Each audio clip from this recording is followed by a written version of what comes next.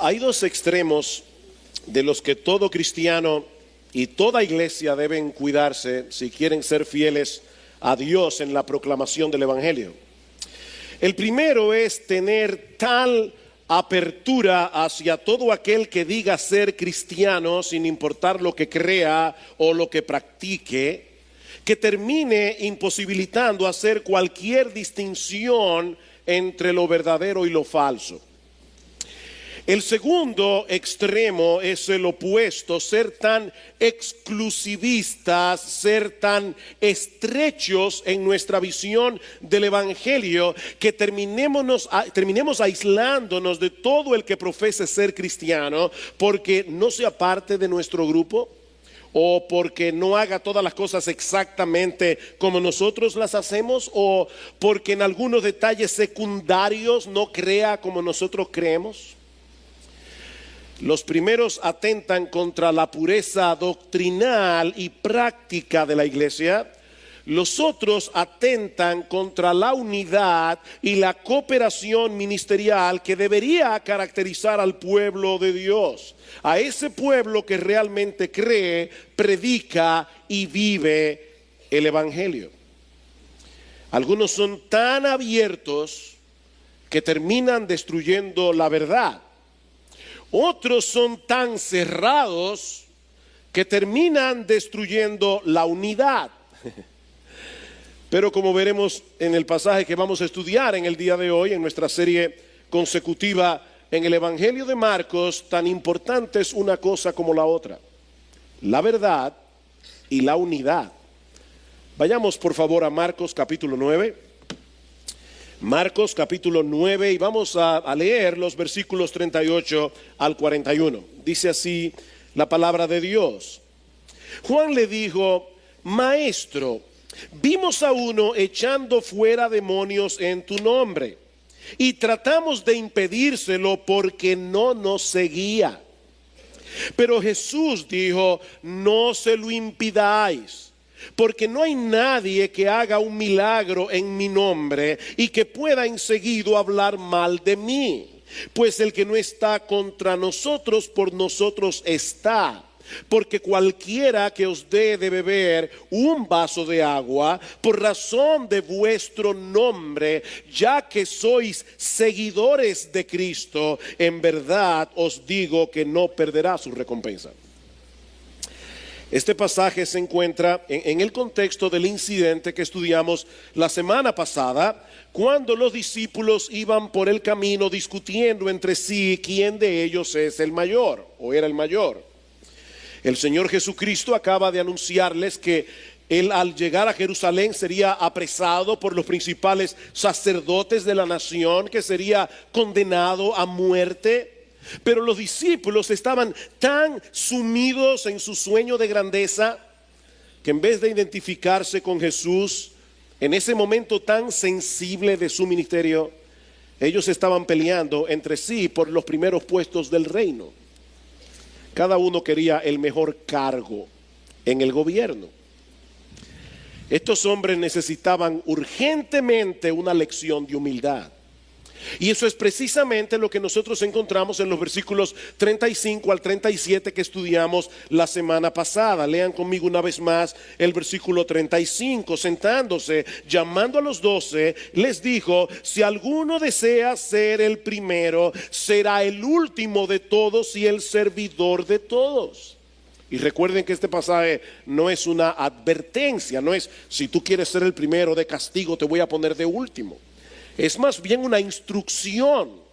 Lo que este pasaje nos enseña, mis hermanos, no es difícil de entender. Si queremos ser grandes en el reino de Dios, y eso es una buena ambición, si queremos ser grandes en el reino de Dios, he aquí las dos cosas que debemos hacer. Debemos procurar el último lugar y ser el servidor de todos, incluyendo aquellos a quienes muy poca gente suele prestar atención, los que no tienen brillo según el mundo. Versículo 36, y tomando a un niño, y la palabra allí es un bebé, tomando a un bebé, lo puso en medio de ellos, y tomándolos en sus brazos les dijo: el que reciba a un niño como este en mi nombre, a mí me recibe.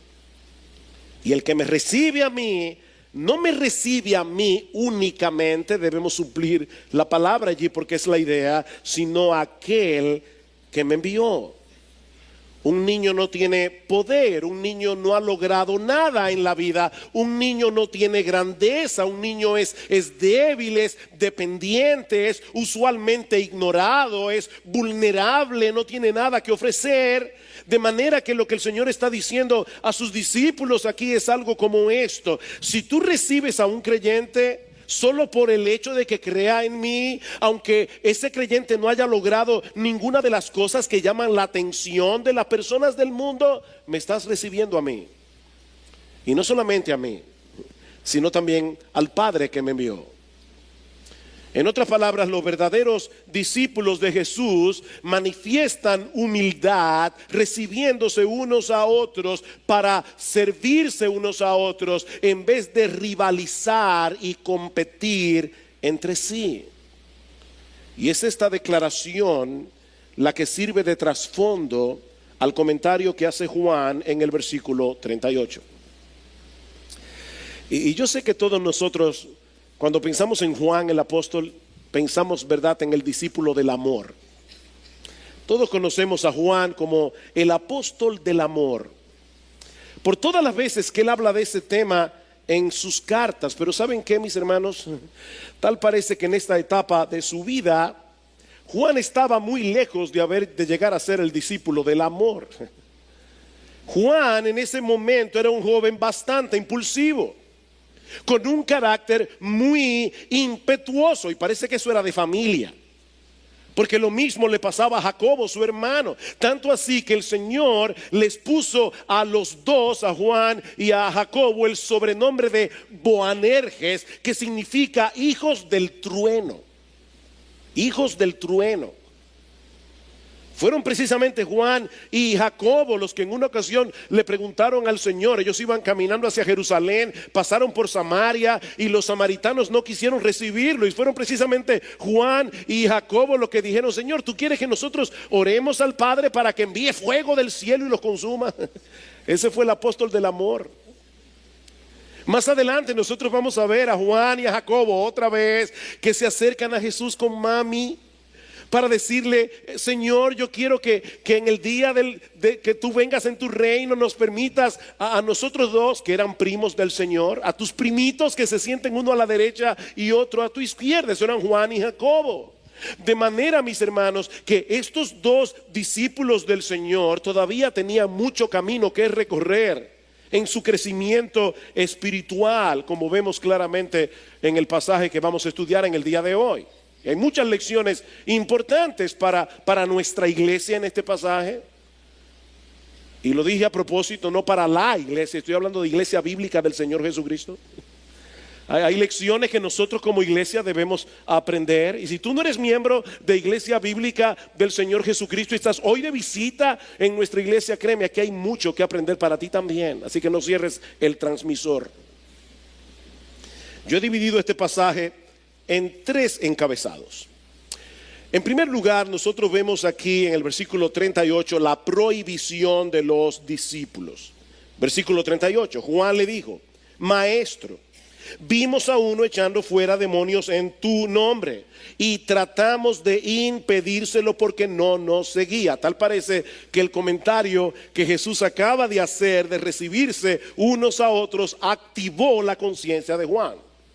De hecho, en el pasaje paralelo, en Lucas capítulo 9, versículo 49, vemos claramente que hay una conexión entre el comentario de Jesús en el versículo 36 y 37, y el comentario de Juan. Porque el texto en Lucas comienza diciendo: y respondiendo Juan, es decir, a lo que acaba de decir Jesús de recibirse unos a otros, Juan hizo el comentario que tenemos en el versículo 38. Ese incidente había quedado en el pasado, pero ahora Juan quiere saber si ellos habían actuado correctamente al haber hecho lo que ellos hicieron. Se habían encontrado con un individuo que estaba sacando fuera demonios en el nombre de Jesús. Y ellos trataron de impedírselo, y el tiempo del verbo da a entender que ellos habían estado insistiendo en prohibirle a este hombre que siguiera haciendo lo que él estaba haciendo. Ahora, nosotros no sabemos quién era este individuo, nosotros no sabemos cómo había llegado a creer en Cristo, pero el texto nos dice al menos tres cosas acerca de él. En primer lugar, que era un verdadero creyente. Y Jesús asume que él era un verdadero creyente. Lo que él estaba haciendo, lo estaba haciendo en el nombre de Jesús. En segundo lugar, era un creyente que estaba haciendo cosas extraordinarias. Dice el texto que estaba sacando fuera demonios. Y es un presente plural que da la idea de que él estaba haciendo eso una y otra vez. O sea, este hombre había podido hacer eso varias veces ya, sacar fuera demonios en el nombre de Jesús. Y lo tercero que aprendemos de este pasaje es que él no era parte integral del grupo apostólico. Debemos recordar que en este punto de la historia redentora, la iglesia no existía como nosotros la conocemos en el día de hoy. Así que es muy probable que en todo el territorio de Israel hubieran algunos hombres que eran seguidores de Cristo, igual que este hombre, pero no estaban con el grupo. Pero los apóstoles eran demasiado exclusivistas para tolerar esta situación. Noten que ellos no trataron de impedírselo porque él estuviera predicando falsas doctrinas. Ellos no trataron de impedírselo porque él estuviera viviendo una vida pecaminosa que no respaldara su profesión de fe o su predicación. De hecho, es interesante notar cómo Juan le dice a Jesús: nosotros se lo prohibimos, y hubiéramos esperado, ¿verdad?, que él dijera porque no te seguía a ti. Pero eso no es lo que él dice. Nosotros se lo prohibimos porque no nos seguía a nosotros. Se lo prohibimos porque él no es parte del grupo. Ese es el problema. Él no era parte de esos privilegiados que estaban cerca de Jesús.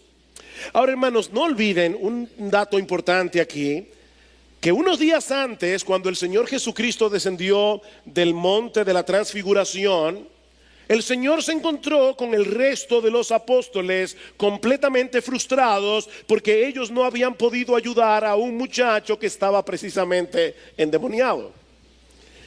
Y el texto dice que en aquella ocasión ellos no pudieron sacar fuera el demonio por su falta de fe y por su falta de oración.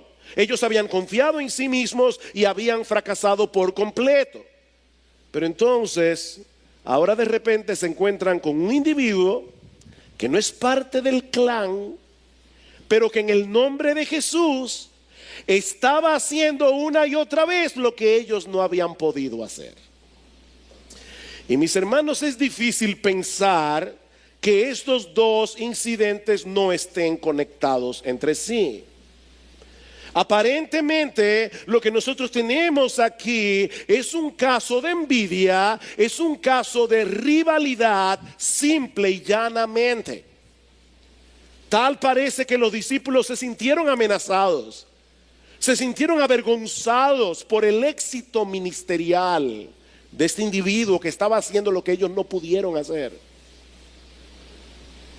Los discípulos, mis hermanos, lamentablemente tenían una perspectiva muy estrecha del reino de Dios. Una perspectiva muy estrecha del reino de Dios. Este hombre realmente estaba echando fuera demonios. Y lo estaba haciendo en el nombre de Jesús. Es decir, que hombres y mujeres estaban siendo liberados por el poder de Dios a través del ministerio de este hombre. Su único problema es que él no pertenecía al club apostólico. Por la razón que fuera, este hombre no formaba parte de la comitiva que estaba al lado de Jesús. Pero cada vez que este hombre sacaba fuera un demonio en el nombre de Cristo, ¿qué estaba haciendo él? Se estaba identificando con Cristo, estaba exaltando a Cristo, estaba proclamando el evangelio de Cristo, estaba anunciando a Jesús como el Mesías de Israel. Pero como decía hace un momento, no parece que los discípulos ni siquiera hubieran tratado de averiguar si este hombre entendía el mensaje que Cristo predicaba, o si él respaldaba con su vida su profesión de fe. La única razón por la que trataron de impedírselo es porque él no era parte de ellos. Y mis hermanos, debemos confesar con vergüenza que ese espíritu exclusivista, ese espíritu elitista, es demasiado común en el pueblo de Dios. Fácilmente olvidamos que todos nosotros somos parte de algo mucho más amplio que las cuatro paredes de esta iglesia. Somos parte de algo mucho más amplio que el entorno de nuestro grupo. Todo cristiano debe estar interesado en el crecimiento del reino de Dios, aunque eso signifique que otras iglesias tengan un éxito ministerial mayor que el nuestro. Nuestra meta no es que nuestro grupo crezca. Nuestra meta no es la ampliación de nuestro clan.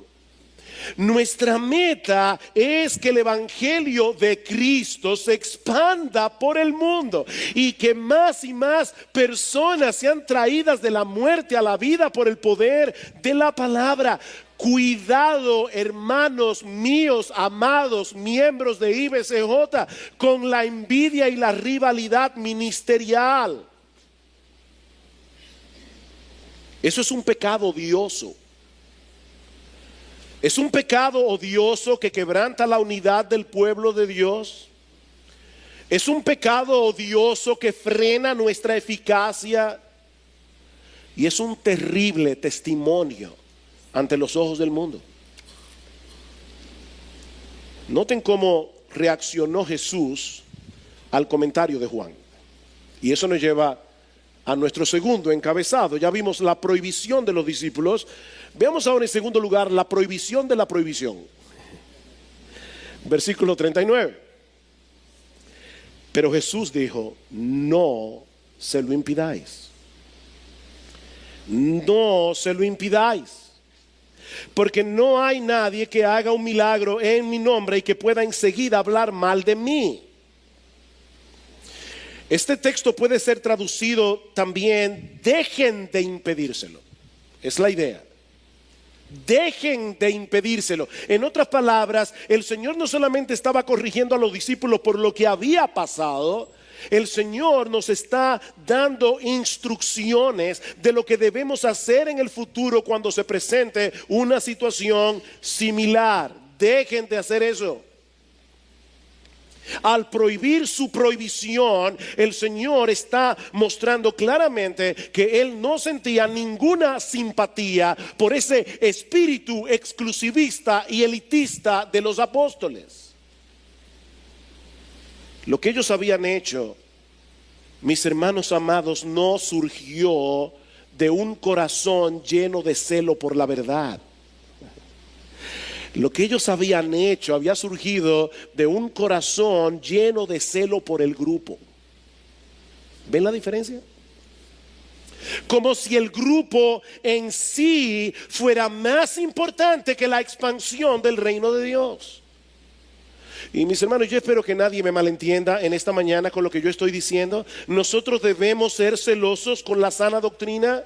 De ninguna manera podemos adoptar ese espíritu distorsionado de tolerancia que nosotros vemos en el mundo en el día de hoy, donde nadie tiene derecho a denunciar la falsedad, donde nadie tiene derecho a denunciar el error. No, mis hermanos, si somos ligeros con la pureza doctrinal, terminaremos corrompiendo el evangelio, terminaremos siendo infieles a Dios. Y el Nuevo Testamento es muy claro en ese sentido. Pablo dice a los creyentes en Roma, Romanos capítulo 16, versículo 17: os ruego, hermanos, que os fijéis en los que causan divisiones y tropiezos en contra de la doctrina que vosotros habéis aprendido y que os apartéis de ellos. Está claro, ¿verdad? Apártense de esas personas. Judas en su carta, Judas el apóstol, no el traidor, Judas nos exhorta a que contendamos ardientemente por la fe que nos fue entregada por medio de los apóstoles. Y el mismo Señor Jesucristo, cuando envía su carta a la iglesia de Éfeso en Apocalipsis capítulo 2, ¿por qué alaba Jesús a la iglesia de Éfeso? Porque ellos eran sanos en doctrina. Jesús los alaba por su celo doctrinal. Así que, hermanos, de ninguna manera estamos proponiendo que seamos ligeros con las doctrinas. De ninguna manera estamos proponiendo que seamos ligeros con la santidad y aceptemos a todo el mundo que diga ser cristiano, porque no todos son lo que dicen ser. ¿Oyeron eso? No todo el mundo que dice ser cristiano es cristiano. De hecho, la Biblia va más lejos todavía. La Biblia dice que en el mundo aún hoy hay muchas personas que claman ser cristianas y van camino al infierno. Uno de los textos más duros que nosotros encontramos en los evangelios está en Mateo capítulo 7, versículo 21. Luego de haber advertido a los discípulos: cuídense de los falsos maestros que vienen vestidos de ovejas, pero son lobos rapaces. Oigan lo que dice el Señor, versículo 21. No todo, Mateo 7, no todo el que me dice Señor, Señor, entrará en el reino de los cielos, sino el que hace la voluntad de mi Padre que está en los cielos. Muchos me dirán en aquel día: Señor, Señor, ¿no profetizamos en tu nombre? Y en tu nombre echamos fuera demonios, y en tu nombre hicimos muchos milagros. Y entonces les declararé: jamás os conocí, apartaos de mí los que practicáis la iniquidad. Muchos llegarán al día del juicio engañados, creyendo que son lo que no son. Y el texto dice que la clave para descubrir a estos individuos es que practican la iniquidad. En otras palabras, ellos dicen ser cristianos, pero viven como les da la gana.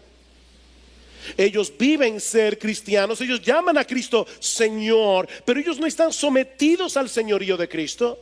Ellos llaman a Cristo Señor, pero la voluntad de Cristo revelada en su palabra no es importante para ellos. Y Cristo dice: aunque echen fuera demonios, aunque profeticen, aunque hagan milagros en mi nombre, yo nunca los conocí, nunca fueron míos, van camino al infierno. Así que, hermano, no es de eso que estamos hablando aquí. De lo que estamos hablando es de esa rivalidad ministerial que nos lleva a sentirnos amenazados cuando otros ministerios cristianos que realmente están predicando el evangelio están teniendo un mayor crecimiento que nosotros. De lo que estamos hablando, mis hermanos, es de envidiar e incluso tratar de entorpecer a otros que están predicando a Cristo, simplemente porque no pertenece a nuestro grupo, o porque en algunas cosas secundarias no hacen las cosas exactamente como nosotros las hacemos, o creen exactamente lo que nosotros creemos. Y debo subrayar aquí que estamos hablando de cosas secundarias. Me encanta la manera como Pablo aborda este asunto en su carta a los Filipenses. Pablo está encarcelado en Roma y algunas personas que profesaban ser cristianas, increíblemente, quisieron tomar ventaja de su condición para tener un ministerio más exitoso que el de Pablo. Si hubieran vivido hoy, yo creo que esas personas habrían publicado en Facebook una foto de Pablo y habrían dicho: bueno, yo no sé por qué, pero Pablo está en la cárcel. Habrá que ver qué fue lo que hizo, ¿verdad? El Facebook se ha convertido en ese sentido en algo horrible. En ese sentido, en el día de hoy, cualquiera apunta a los cañones del Facebook y comienza a acabar con medio mundo. ¿Saben cómo reaccionó Pablo ante esta absurda competencia ministerial? Vayan conmigo a Filipenses capítulo 1. Filipenses capítulo 1. Esto es impresionante. Dice Pablo en el versículo 12: yo quiero que sepáis, hermanos, que las circunstancias en que me he visto, es decir, preso, han redundado en mayor progreso del evangelio. De paso, tuve el privilegio de estar en la cárcel donde Pablo estuvo preso. No preso, no, yo estaba libre, pero de visitar el lugar, la cárcel mamertina. Y la verdad es que era un sitio claustrofóbico, sitio húmedo, pequeño. Ahí estuvo Pablo preso. Y es de ahí que Pablo escribe esta carta y dice: eso ha redundado en progreso del evangelio, de tal manera que mis prisiones por causa de Cristo se han hecho notorias en toda la guardia pretoriana y a todos los demás, y que la mayoría de los hermanos, confiando en el Señor por causa de mis prisiones, tienen mucho más valor para hablar la palabra de Dios sin temor. Decían: bueno, si Pablo está preso y todavía sigue predicando el evangelio, ¿qué de nosotros que estamos en libertad? Versículo 15: algunos, a la verdad, predican a Cristo aún por envidia y rivalidad, pero también otros lo hacen de buena voluntad. Estos, lo de buena voluntad, lo hacen por amor, sabiendo que he sido designado para la defensa del evangelio. Aquellos, los que lo hacen por rivalidad, proclaman a Cristo por ambición personal, no con sinceridad, pensando causarme angustia en mis prisiones. Entonces, ¿qué? Dice Pablo.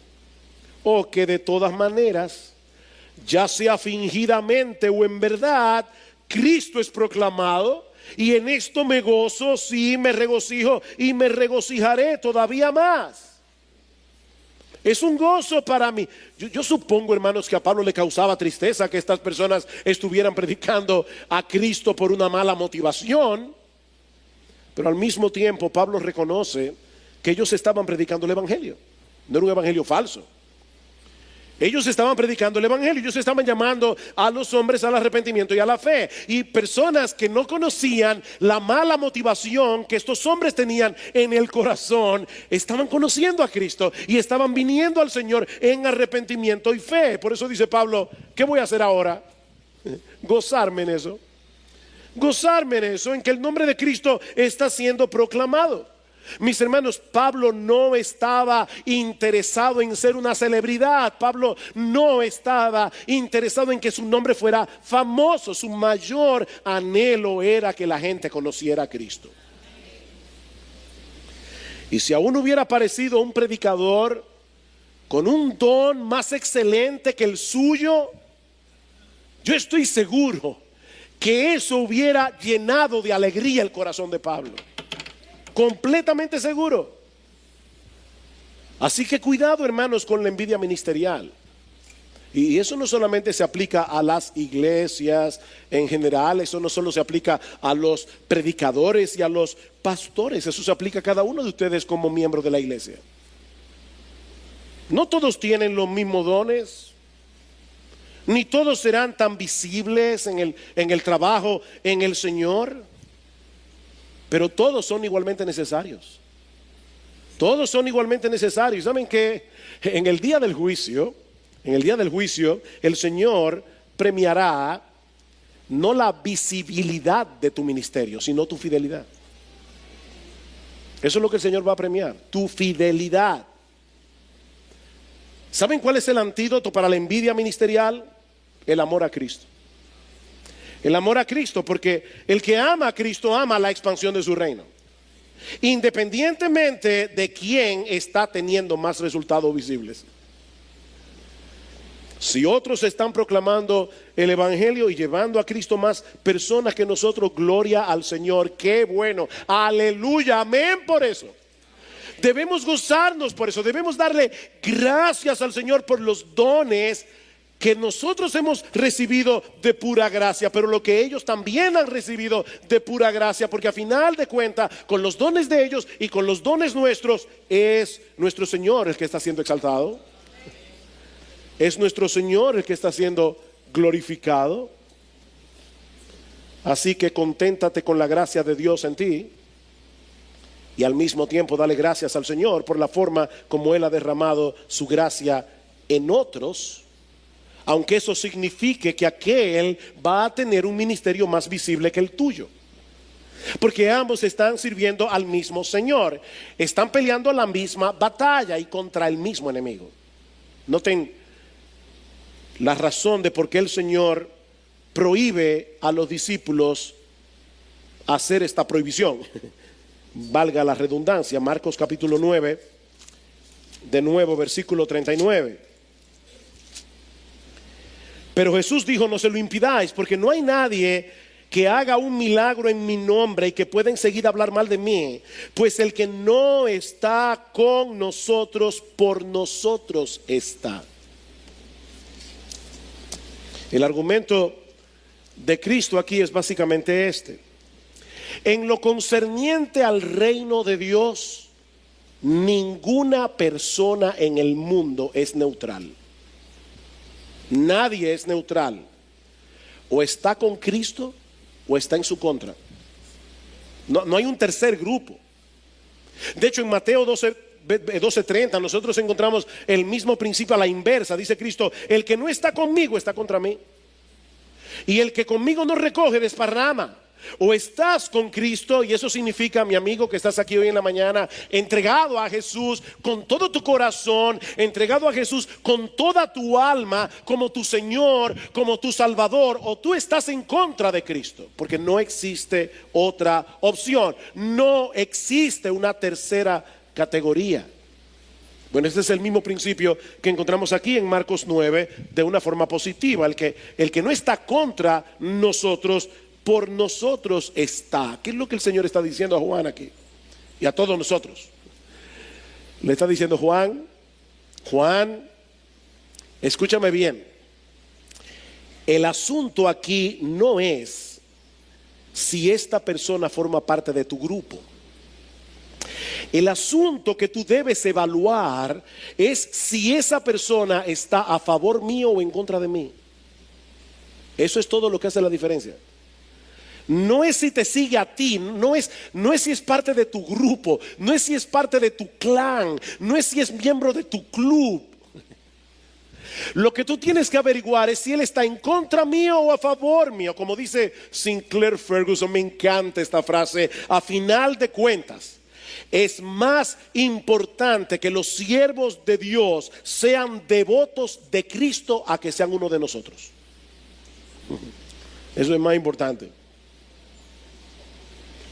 Es posible que alguien esté predicando el evangelio con muy poca luz y necesite ser instruido. Eso fue lo que sucedió con Apolos. ¿Recuerdan en Hechos capítulo 18? ¿Qué hicieron Priscila y Aquila cuando vieron a Apolos con este fuego? Era un gran orador, pero tenía sus errores, le faltaba luz. ¿Qué hicieron Priscila y Aquila? Publicaron en Facebook una foto de Apolos y dijeron: no escuchen a este hombre. ¿Qué hicieron Priscila y Aquila? Tomarlo, instruirlo para que lo hiciera mejor. En vez de montar una campaña contra Apolos, ellos vinieron en su ayuda. Pero hay algo más. Versículo 41. Porque, otra razón, cualquiera que os dé de beber un vaso de agua por razón de vuestro nombre, ya que sois seguidores de Cristo, en verdad os digo que no perderá su recompensa. Y esta declaración honestamente me dio mucho trabajo, porque se puede interpretar de dos maneras distintas, y yo espero poder ser claro en presentar las dos opciones. Por un lado, el Señor puede estar diciéndole a Juan que lejos de prohibir o de estorbar a este tipo de personas en lo que están haciendo, más bien deberíamos darle todo el apoyo posible, aunque no forme parte de nuestro grupo particular, porque al hacerlo nosotros tendremos recompensa. O sea, cada vez que tú ayudas a un siervo de Dios, cada vez que tú contribuyes a que un siervo de Dios siga haciendo su labor, aunque sea dándole un vaso de agua, Dios te va a recompensar por eso.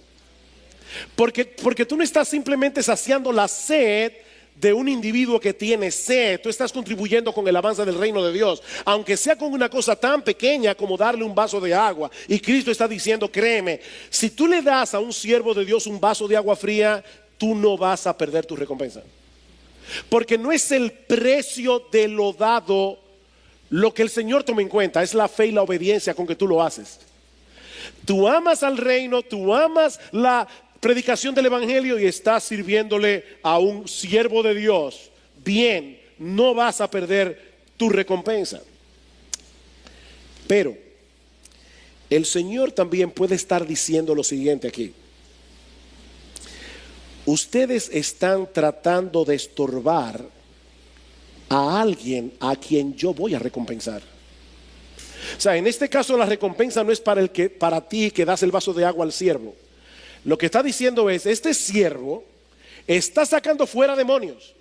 Este siervo está dedicando su vida a servirme a mí en el avance del reino. Y él no está dando vasos de agua, él está liberando cautivos. Él está sacando fuera demonios y ustedes se lo están prohibiendo a alguien a quien el día del juicio yo voy a recompensar.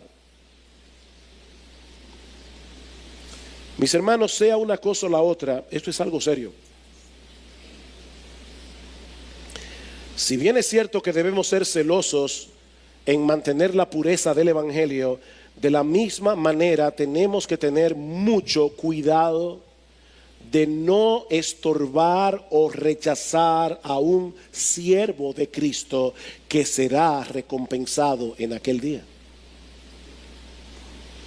aunque no sea parte de nuestro grupo, aunque tenga algunas diferencias con nosotros en cosas que no son esenciales.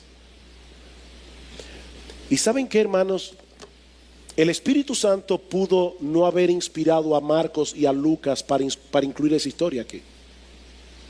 ¿Saben por qué el Espíritu Santo inspiró a Marcos e inspiró a Lucas para escribir este incidente? Porque él sabía que la enseñanza de este pasaje iba a ser necesaria para su iglesia a lo largo de los siglos.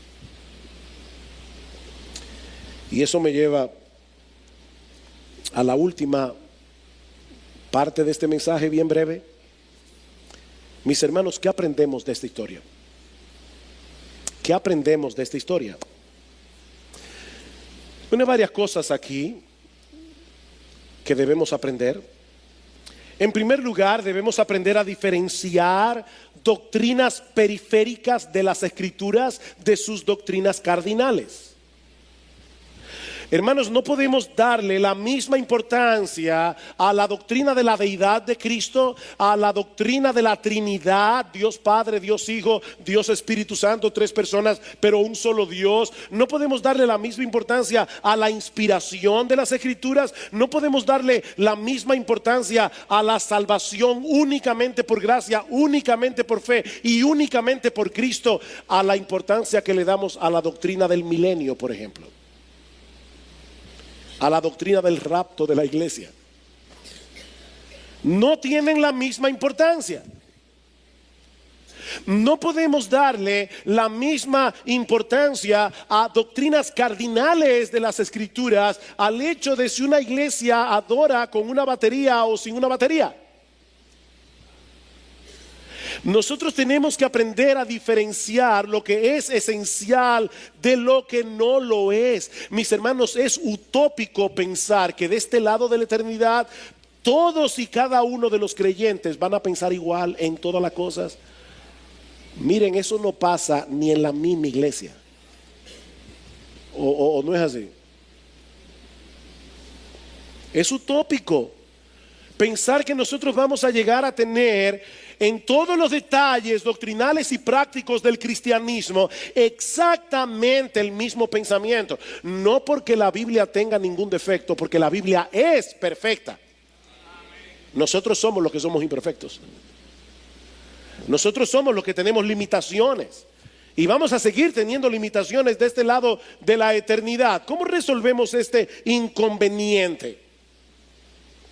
Algunos dicen, no, vamos a olvidarnos de la diferencia y vamos a hacer una gran organización mundial de cristianos. La Biblia no habla de eso. La Biblia habla de iglesias locales, independientes, cada una de la otra. No, hermanos, no podemos desestimar esas diferencias como algo sin importancia. Yo no estoy diciendo eso. O lo que es peor todavía, imponer nuestros criterios sobre otros independientemente del entendimiento que ellos tengan de las escrituras para hacer una gran iglesia.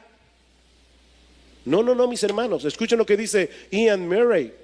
Lo que podríamos llamar diferencias secundarias entre cristianos no son sin consecuencias y pueden ser lo suficientemente importantes como para prevenir la unidad formal de cristianos en la misma denominación. Imagínense a un bautista que cree que cada iglesia es independiente y que se deben bautizar únicamente los adultos que creen en Cristo, y una iglesia presbiteriana que cree que la iglesia es una gran organización, el presbiterio al que pertenece cada iglesia presbiteriana, y que se puede bautizar a los niños en su infancia. Yo amo a mis hermanos presbiterianos y tengo muy buenos amigos presbiterianos, y de los predicadores que yo más admiro, muchos son presbiterianos, y de los libros más importantes que yo tengo en mi librería, en mi biblioteca, la mayoría fueron escritos por presbiterianos. Pero hay una realidad, en eso tenemos una diferencia y tenemos que aprender a convivir con eso. Yo no tengo que imponer a los presbiterianos que crean como yo, ni ellos deben imponerme a mí que yo crea como ellos, pero debemos amarnos como creyentes en Cristo. Sigue diciendo Ian Murray, pero al mismo tiempo es esencial reconocer que no debe ser permitido que esas diferencias de entendimiento entre cristianos en esas cosas secundarias trascienda la verdad que nos hace uno en Cristo. Tenemos una misma fe, tenemos un mismo Señor. Desde esa perspectiva, mis hermanos, ¿saben que el hecho de que haya diversidad de iglesias y diversidad de denominaciones cristianas no debe ser visto como un problema? Eso es una bendición. Eso es una gran bendición, porque permite que creyentes con convicciones similares puedan congregarse en la misma iglesia o en la misma denominación sin tener que traicionar su propio entendimiento de las escrituras y sin crear una guerra civil en la iglesia por esos detalles secundarios. Así que eso es una bendición. Cuando seamos perfectos en el cielo, entonces nuestra comunión será perfecta y no tendremos ninguna diferencia. No seremos afectados por las malas interpretaciones de la Biblia, pero eso será en el cielo. Pretender esa realidad ahora, como dice Juan Carlos Ryle, es intentar construir un hermoso castillo en el aire. Así que el asunto no es olvidar lo que nos separa y enfatizar lo que nos une. No. La solución está en aprender a manejar las diferencias con madurez y con amor cristiano. Y eso nos lleva a mi segunda aplicación.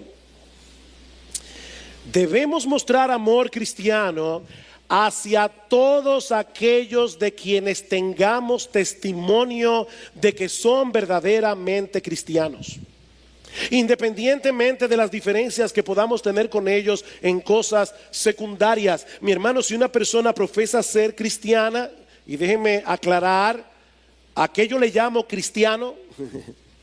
O sea, estoy diciendo, si una persona acepta que es un pecador que merece el infierno, si tú nunca te has visto como un pecador que merece el infierno, de verdad es mi deber decirte, tú no eres cristiano, nunca lo has sido.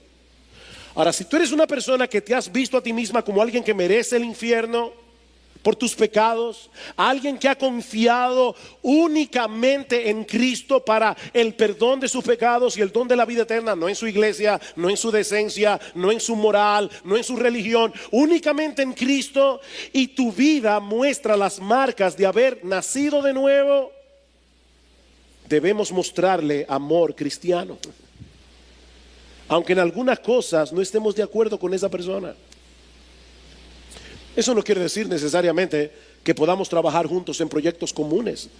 Eso depende de varios factores, entre ellos la similitud en doctrina y la similitud en visión ministerial. Hay iglesias con las que podemos caminar 500 metros, otra iglesia que podemos caminar 1 kilómetro, hay iglesias con las que podemos llegar hasta la luna. Eso depende de varios factores. Pero mis hermanos, lo que esto significa es que nosotros debemos dispensarle un trato filial a esa persona por ser hijo de nuestro Padre que está en los cielos.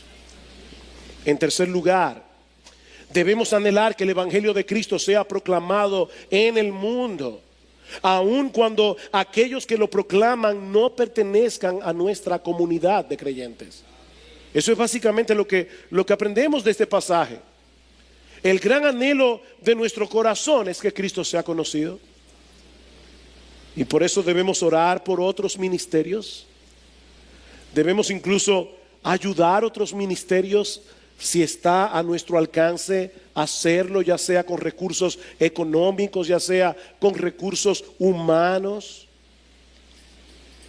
Mis hermanos, necesitamos cultivar una visión más global del reino de Dios.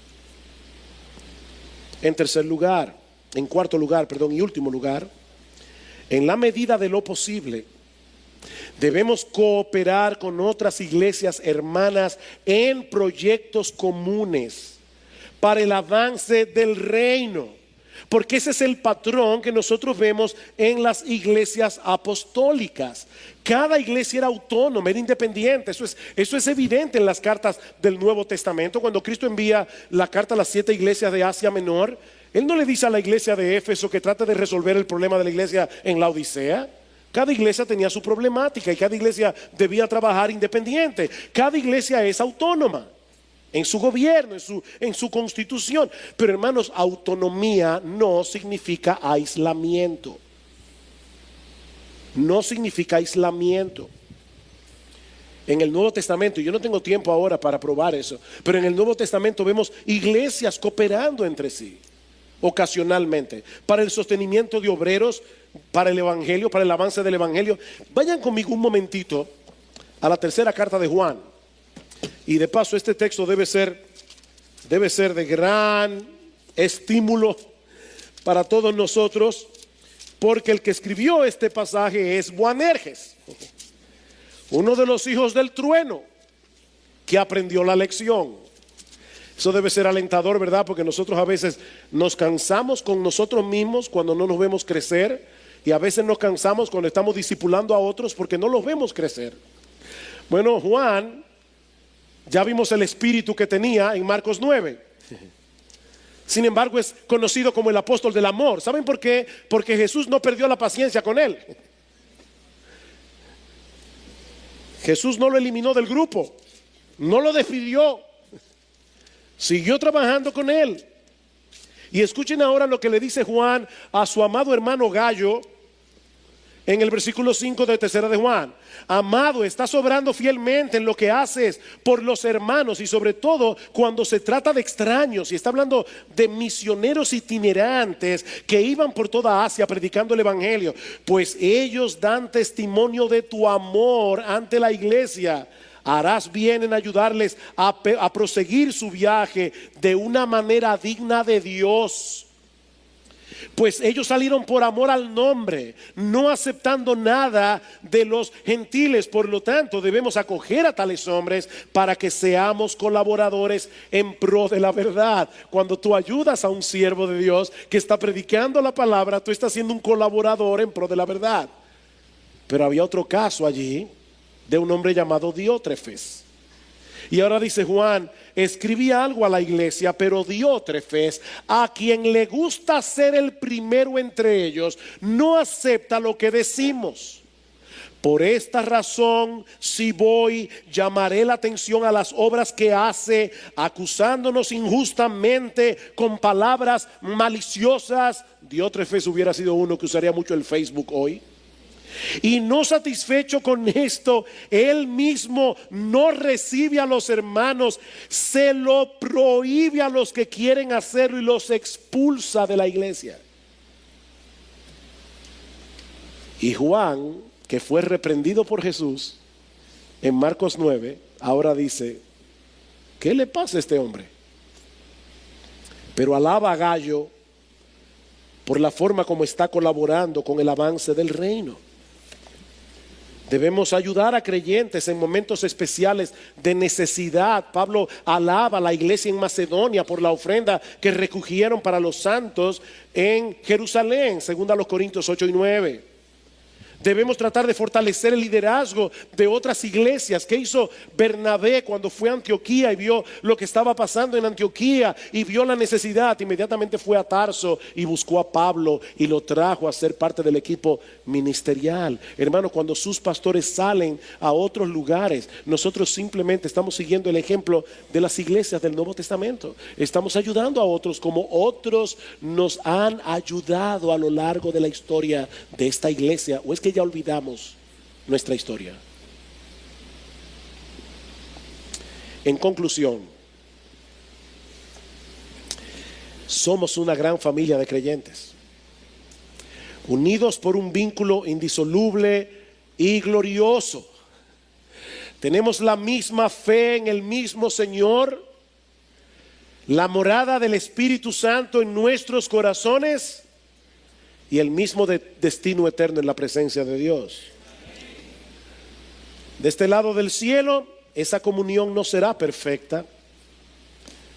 Oh hermanos, pero anhelamos de todo corazón la llegada de aquel día en que los redimidos del Señor, de toda tribu, de todo pueblo, de toda lengua y de toda nación, estemos adorando juntos al Cordero y disfrutando de una comunión perfecta por los siglos de los siglos. Ahora, mientras llegamos allá, mostremos en la medida de lo posible la realidad de nuestra unión en Cristo, no menospreciando las doctrinas, sino sobreponiendo el amor a las diferencias. Me encanta como lo dice Juan Carlos Ryle, un ministro del Señor del siglo XIX. Él decía: tenemos que levantar paredes doctrinales bien claras, pero no levante las paredes tan altas que no puedas darle la mano al otro verdadero cristiano que está del otro lado de la verja. Y si tú estás aquí sin Cristo en esta mañana, yo quiero recordarte lo que yo decía o lo que decía nuestro texto. No existe la neutralidad en el reino de Dios. No existe. O estás con Cristo o estás en su contra. Y aún si tú dijeras en esta mañana: mira, honestamente ese tema me es indiferente, yo he decidido no decidir nada. Déjame decirte, mi amigo, que decidir no decidir es una decisión. Tú estás decidiendo en contra de Cristo. Mi amigo, si nunca te has visto a ti mismo como alguien que merece el infierno por causa de tus pecados, si nunca has decidido renunciar, seguir viviendo para ti mismo, seguir haciendo tu voluntad en vez de la voluntad de Dios, si nunca has dejado de confiar en tu propia decencia, en tu religiosidad, para confiar únicamente en Cristo y en la obra de redención que Él llevó a cabo en la cruz del Calvario, mi amigo, tú no eres cristiano. Tú no eres cristiano y estás en contra de Cristo. Yo no sé a qué religión tú perteneces. Si tú nunca te has visto como un pecador que merece el infierno, si tú nunca has dejado de confiar en tu propia bondad, en tu propia decencia, en que tú eres mejor que otro, no importa si tú eres evangélico, tú no eres cristiano. Tú no eres cristiano. Pero mi amigo, Él promete en su palabra recibir a aquel que viene rendido a sus pies, clamando por perdón y misericordia. No te vayas de este lugar perteneciendo al otro reino. Pídele a alguien aquí que te explique mejor el mensaje del Evangelio, pero sobre todas las cosas, pídele a Dios que transforme tu corazón.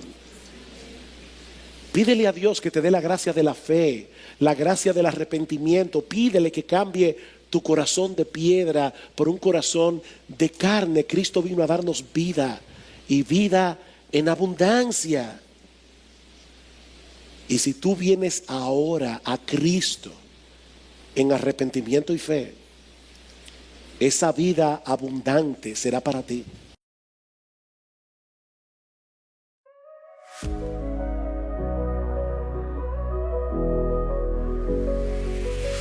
I saw you standing there, a spark in your eyes. Caught in the moment, took me by surprise. Your smile lit a fire I couldn't ignore, something I'd never felt before. The world fades away, it's just you and me. A quiet kind of magic set me free. A kiss and everything starts. The chaos in my head was tearing me apart. This rush, this tingling in my veins. I hope this feeling forever remains.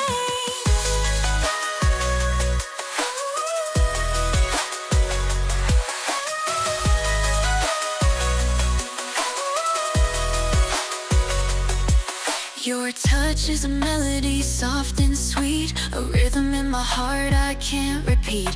Every glance, every word feels so real, a love so new yet so surreal. Is this what they mean when they say it's true? A first love that's bright yet feels so new. Even if time fades this moment away, in my heart it'll always stay. A kiss and everything starts. The chaos in my head was tearing me apart. This rush, this tingling in my veins. I hope this feeling forever remains. A kiss and everything starts, etched in my soul, deep in my heart. No matter the distance, no matter the years, the memory of you will calm my fears.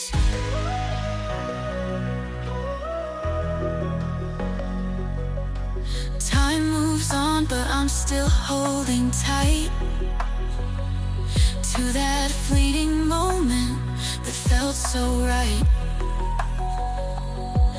Though life takes us down different roads, your love's the light that forever glows.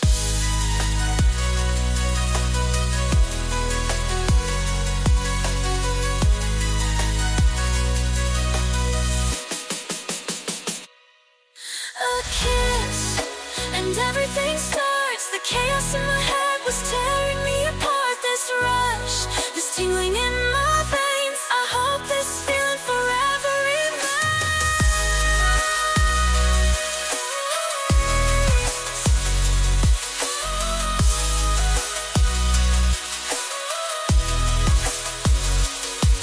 This rush, this tingling in my veins. I hope this feeling forever remains.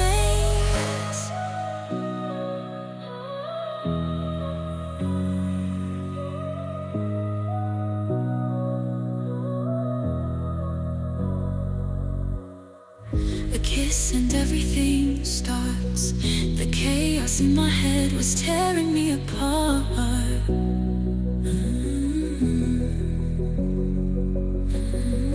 This rush, this tingling in my veins. I hope this feeling